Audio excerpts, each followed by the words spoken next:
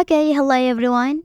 Here I want to provide a tutorial on how to display number row on keyboard on Infinix GT20 Pro 5G device. Well, with the number row visible, you can access numbers without switching keyboard layout or toggling between different keyboards. This saves time and reduces interruptions while typing. Okay, so let's go to the tutorial. To start, bring up the keyboard on your device. Okay, you can do this by tapping on any text field or opening an app where you can input the text. So, once the keyboard is displayed, look for the icon located in the top left corner of the keyboard. Tap on it to open the keyboard settings.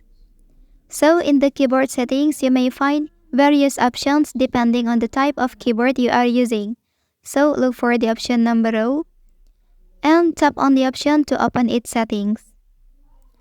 So, within the number row settings, you will usually find a toggle switch to enable or disable the number row. And then toggle this option to the on position to activate the number row feature.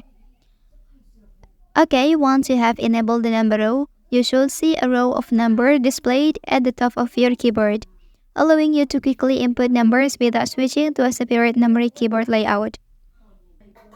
Well, that's the tutorial on how to display number row on keyboard on Infinix GT20 Pro 5G device.